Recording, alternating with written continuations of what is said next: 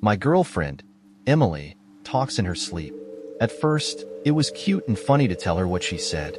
It was harmless nonsense like, the sky is folding, or we need to raise the ground. The next day, we'd talk about it and I'd ask if she remembered her dream, but she never did. I still wonder what she meant by, we need to raise the ground. Just to give some context, our nightly routine usually starts with us cuddling, but we give up once it gets too hot. Then, we end up back to back, lying on our sides. She falls asleep before I do, so I get to hear all of her nightly musings. At first, I was eager to hear what she would say, as it was always funny to tell her and our friends about her strange sleep talk. But now, I'm done with it. I'd rather she stop talking in her sleep altogether. How am I supposed to sleep after what happened last night? Last night, around 11 p.m., Emily was asleep, and I was still awake reading. I heard her mumble something under her breath, but I couldn't quite make out what she said. I leaned over from my book to peek at her face, and she was sleeping soundly. I went back to my book, absorbed in it again. Eventually, I fell asleep. The next thing I knew, I was woken up by Emily speaking at full volume. I opened my eyes, and at some point during the night, we had both turned to face each other. Emily's eyes were wide open, staring directly at me, just inches from my face. But her eyes weren't focused. She looked as if she was staring through me. It was like she was straining to keep them open as wide as possible. Those were the eyes I fell in love with, and right now, they were scaring the life out of me. My heart rate spiked, and adrenaline coursing through me. I threw off the covers and jumped out of bed.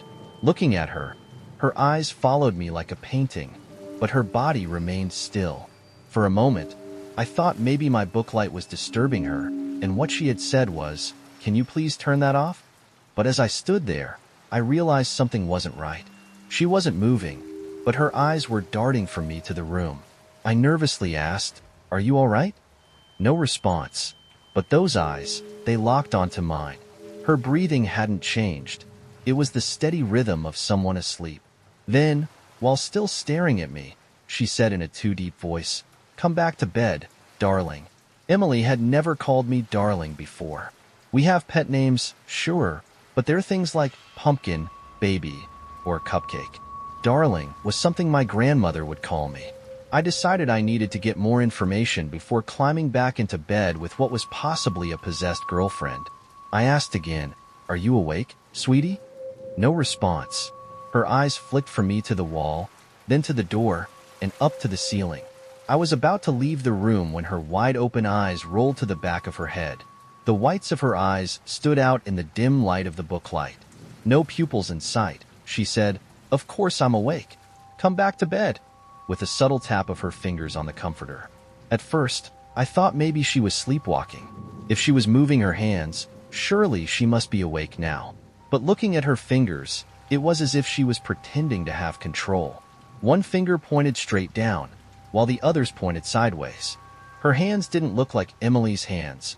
They were simulating normal movement, but not quite right. I said, "I'm going to get a drink of water. Honey, be right back. Can I get you anything?"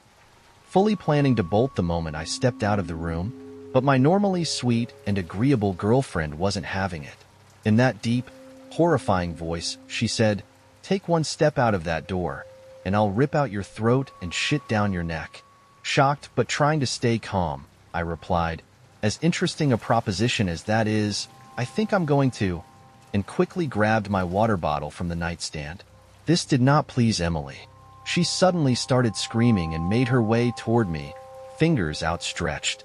It was a supernatural scream, so high-pitched and bird-like. I was certain our neighbors 3 houses down would come knocking to ask if they'd heard it. As fast as I could, I unscrewed the lid and splashed her with water. Just like that, her eyes closed, her twisted fingers returned to normal, and she was back asleep. I'm going to sleep on the couch for a while, maybe forever. She'll understand when she wakes up why hands are shaking as I type, and I might have a concussion. So please forgive any typos or brevity in this update. It's the morning after Emily's body was possessed by some malicious entity while she slept. I've been distant this morning, and she can tell something's off, but I can't bring myself to tell her what happened. She doesn't know she tried to rip out my throat and shit down my neck. You understand that I'm exhausted. Obviously, I didn't sleep last night, but I stayed up most of the night with all the lights on, clutching my water bottle in the living room. The demonic entity inside my girlfriend, Emily, managed to regain control shortly after I left the room and barricaded the door with a dining room chair. Based on the way her eyes were moving and the delayed reactions, I think the demon only takes control during REM sleep. But what do I know? It spent most of the night trying to coax me back into the bedroom, now with a little more emotional intelligence, calling me in what was as close to Emily's normal voice as it could manage. "Come to bed, sweetie. Why are you sleeping on the couch again?" I decide I'm not going to respond to this demon, but moments later, the deep, sinister voice returns. "If you don't open this door, I'll make sure the neighbors find your body in pieces." Shit, I forgot about the cat. He's still in the bedroom, probably hiding in fear, hissing in the corner to no avail. My guess is that the cat is already dead, but what can I do? Let our beloved kitty be eaten alive by something he trusts? I've seen enough horror movies to know that this is the moment when I have to decide whether to do something stupidly heroic or die like an idiot on screen while everyone yells at me for opening the door. I may have a little more sympathy for those characters now. People forced into impossible situations who must make impossible choices. Against my better judgment, I decide to open the door and get the cat out of the room. I'm staring at the bedroom door, and I notice something damp and muscly poking out from under the door. I shine my phone's flashlight at it and realize it's Emily's tongue. I catch myself thinking an intrusive thought, wondering if she'll ask why her mouth is full of cat hair tomorrow. But this is perfect. I need to test my new technique. A spray bottle filled with sink water. I spray the tongue as it slowly creeps around the edge of the door, probably looking for a human target. It recoils immediately, and I hear her body collapse inside. Water seems to be the off switch for this demon, I think, and quickly remove the chair blocking the door. I don't even have time to wonder if I have holy water on hand. I need to act fast. When I try to open the door, Emily's unconscious body is blocking the way. It takes a lot of force to slide her limp body behind the door so I can squeeze through. I try not to look too closely at her, but I notice she's sweating some black, oily substance, and the bed and floor are completely soaked.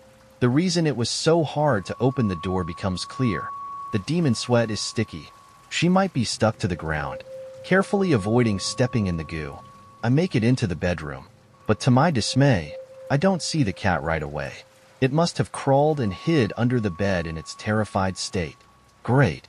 Now I've got to coax it out, which means getting down on my stomach to reach under the bed and the absurdity of the moment.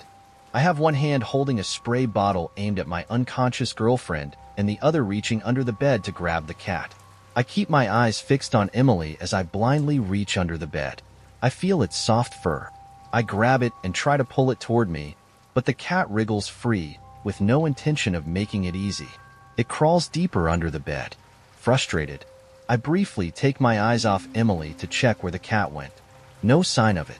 I make the decision to put the spray bottle down and use my phone's flashlight under the bed. It's too deep for me to reach from this side.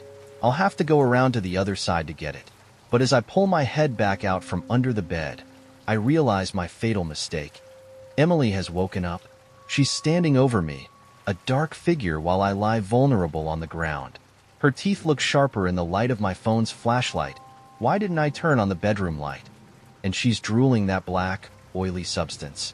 Her hair, usually a beautiful brown, is slicked to her head with black paste, like she just got out of the shower. Her eyes are wide open, bloodshot and yellow. She looks exhausted. I'm exhausted too, but it's time to go. The cat rescue can wait. Just as I'm about to make a break for it, crawling quickly to get around her legs and out the door, she grabs both my ankles with both hands. I remember her normally gentle touch isn't there anymore, her nails digging into my legs. With inhuman strength, she lifts my entire body by my legs, clearly trying to start eating me from the feet up. Little does she know, I've never skipped leg day. I kick her square in the teeth with both feet. She drops me on my head, but I don't feel it. While she's stunned, I manage to get to my feet, carefully avoiding the sticky, supernatural goo, and make my escape. Hands shaking, I adjust the chair to lock the door just in time to hear frantic knocking on the other side. "Baby, come back to bed. It's late. You're going to be so tired at work tomorrow. All that, and I didn't even get the damn cat out? And my spray bottle is still in there. What the hell am I supposed to do now? Here's what I know. The possession ends when Emily wakes up. Did any of that really happen? She has no memory of the previous night. Water disables the demon, but only for a few minutes, 2 to 3 minutes. The black ooze she drools and sweats while possessed evaporates. The bed and floor were wet this morning from the water I sprayed, but the rest had disappeared by the time I checked. The cat is fine. I need help. She's taking work calls in the other room. I'm doing my best to focus on my own work, but my mind keeps drifting from my laptop screen. I just can't focus. Giving up on getting anything productive done today, I shift my thoughts to next steps. I need an exorcist. I'm not the kind of guy to call an exorcist. I'm the type who laughs off the idea. They're all scams. You can't have experience in something that doesn't exist. Clearly, I'm not religious, but I'm setting aside my doubts for now. I'm not going through all of this alone again. Feeling completely out of my element but unwilling to call a church, I found an exorcist on Craigslist. Price isn't an issue. Let's get this thing out of Emily. He says he'll come over tonight. He messages me and stresses that it's crucial that Emily's conscious body does not find out what we're about to do. If she learns and can't fall asleep, no refunds. What else could I expect from a Craigslist exorcist? I'm not thrilled about a stranger knowing my address, but there's no backing out now, as you can imagine. This is the longest, slowest day I've ever had. I'm anxious, physically ill, and jump at every word Emily says. I can't even look her in the eyes without imagining that eerie, yellow glow behind them. Around lunch, I hear her humming happily in the kitchen, blissfully unaware. A deep feeling of impending doom sweeps over me as I watch her handle a knife to cut vegetables. Finally, work is done. My acting tonight deserves an Oscar. Remembering what the exorcist told me and failing to come up with an excuse, I climb into bed with her, making sure to place the cat in a comfortable spot in the living room. We're reading side by side when she leans over, kisses me goodnight. I keep my eyes open, and turns out her bedside light. I'll keep mine on. Thank you. My body is tense, ready to bolt. We start spooning. She cannot know anything is wrong, just a little longer. I figure I'm safe as long as I leave before she's fully asleep. She raises her head and asks, "Why is your heart beating so fast?" Thinking quickly, I reply, "Just freaked myself out with my book, I guess. Maybe reading horror before bed isn't the best idea." Thankfully, she laughs at my obsession with the macabre and goes back to her pillow. I count down from 3 minutes. That's 180 Mississippis. She must have been close to sleep because she doesn't protest when I get up. I lock the chair in place and wait. "Where are you, Pumpkin? Can't you sleep?" This sounds so much like Emily's voice. I'm convinced I made the whole thing up. I decide to be safe and not respond again. "It's cold without you, baby. Come back to bed." I'm sure it's cold where this thing is from. I'm not opening the door. There's someone coming up the driveway. It's late. Don't let them in. I go to answer the front door. Standing in the dim light is a tall man dressed in traditional priest garb. He looks like Ethan Hawke from First Reformed, but with tattoos covering his body, as seen from the ink peeking out beneath his cuffs. Exactly what you'd expect from a Craigslist exorcist. We barely exchange greetings before we hear an alarming scrape from the bedroom. I take this chance to read the priest's face and judge whether he's really experienced in this. He seems brave, showing no sign that he's just in this for a quick buck. Outside the bedroom door, he explains quietly what he's about to do. Holding a Bible and a small jar of holy water, I decide not to mention that sink water works fine. We're ready to open the door. Hands on the chair, I hear another scrape. This time, I realize the sound wasn't coming from the bedroom. It was from the living room. To my left, I hear the priest breathe softly. The cat has been watching us the whole time. Its normally green eyes are now bloodshot and yellow, with no pupils, peeking out from around the corner. Black goo is dripping from its open mouth, leaving a snail trail behind as it creeps into the open. It tries to hiss at the priest, but all that comes out is a gurgling sound as more fluid leaks onto the floor. Are the cat's legs longer than usual? It looks like it's grown 5 inches, usually at ankle height, but now standing as tall as my knees. I curse to myself quietly. How could I be so stupid? Of course, the cat got possessed. It spent the whole night in the bedroom, probably licking up that black goo, wet food. With its mouth. New plan. Cat first, I kid you not. The cat starts talking. Its mouth doesn't move, but the voice comes out from it. It's that same deep, nightmare-like voice I know too well. I told you not to let him in. Just then, Emily decides she needs attention again. There's persistent knocking on the door. Let me out. Let me out. Let me out. I quickly assessed the situation in my mind when I realized that the moment I looked away from the cat, it lunged forward, climbed up the priest's body, wrapped its 2 long legs around his neck, and constricted him like a snake. It locks eyes with me, unblinking, as I watch in horror. The priest drops the Bible and holy water, trying to tear the cat's legs off his neck. He gets some relief and mutters what I assume is a Bible verse. The cat stops this quickly, pushing its tail down into the priest's throat. He coughs violently and struggles, unable to escape its unrelenting grip, his neck torn by the cat's claws. It's my turn, so I grab the holy water and fight to open the cat's jaw, pouring the contents into its slimy throat. The cat immediately collapses to the ground like a lifeless body. Its legs splay out, defeated for now. Once the cat is safely locked in its travel carrier, the priest and I exchange a grim look. I ask him if he's ever dealt with this kind of thing before. Rubbing his neck, he replies, "Of course, 1,000 times. It takes a lot of effort for me not to roll my eyes. Glad you're here, then." Slime tendrils push through the air holes in my travel carrier as I warn the priest not to swallow the black liquid. I'm not sure there's much hope for him now that my cat's tail has gone deep into his throat, but we can discuss that later. My thoughts are interrupted by my possessed girlfriend's crying from the bedroom. "You don't care about me. You never cared about me." The doorknob rattles violently, and tremors shake the hallway. Fingers appear beneath the door, dripping black liquid from beneath stained nails. "Open the door, or I'll kill her." The fingers disappear. A pause. I hear glass breaking from inside the room. Is it planning to jump out of the window? Surely it's bluffing. We're on the 3rd floor. Like any parasite, it wouldn't want to seriously harm its host, would it? The threat makes everything feel urgent again, but I'm still lost. We poured holy water down the cat's throat, but its body has already morphed into something unrecognizable, like the creature from The Thing. I wonder if one of its squirming legs will break off, grow an eye, and hide in the vent. I feel helpless. I can't keep treating my girlfriend like she's a damn pet chameleon for the rest of my life. Still gasping for air after being choked by my cat, the priest wheezes. "We need to open the door." What are we supposed to do?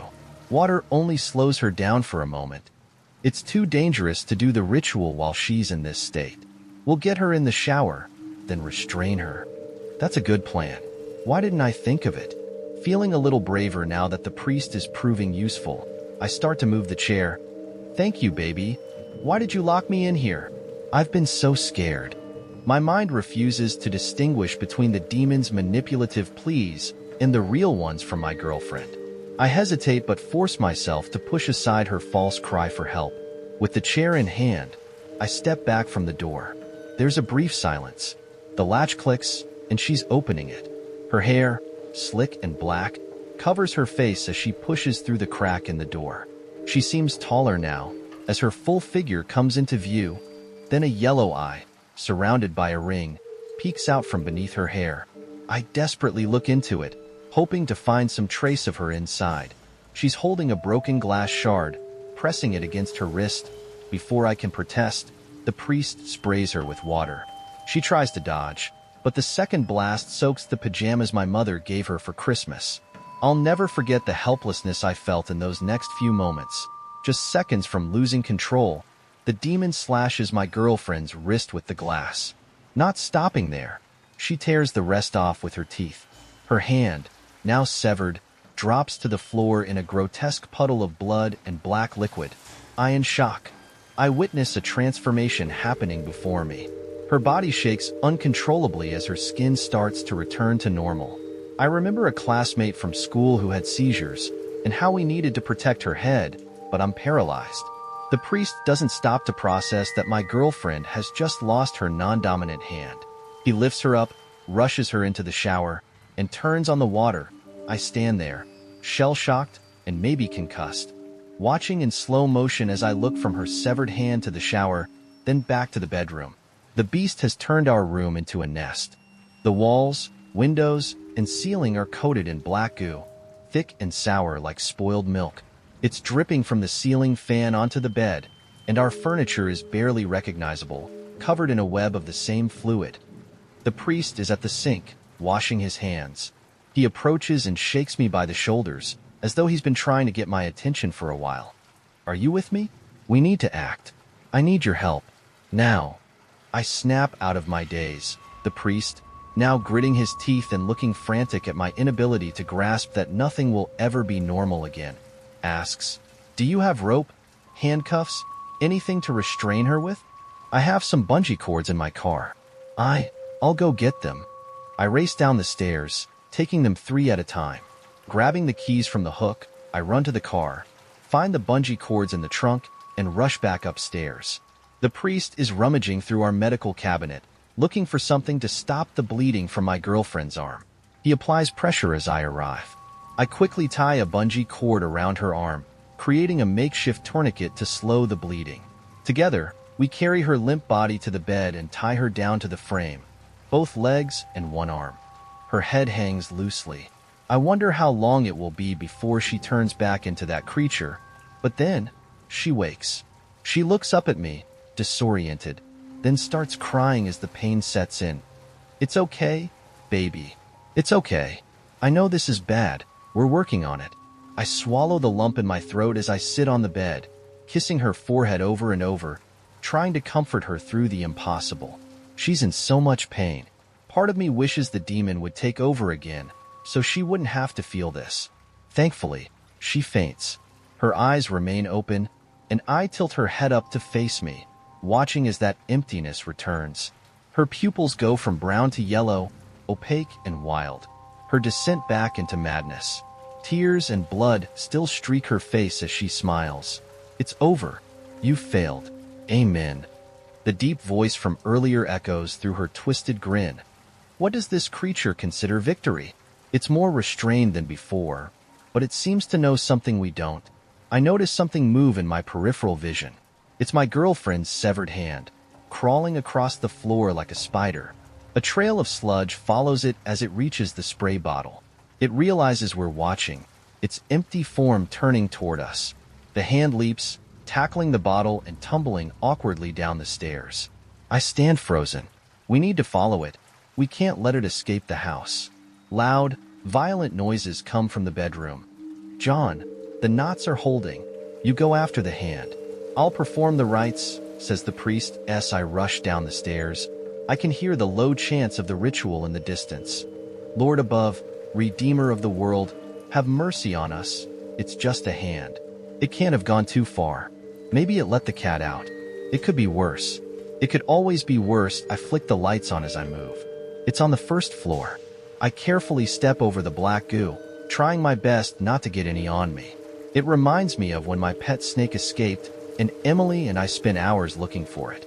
But looking for a snake isn't the same as looking for a cat. Cats can go above and below things, while snakes can get inside things. A hand could be anywhere, between couch cushions, inside the washing machine, or maybe even already outside. I've got it trapped. It's behind the refrigerator.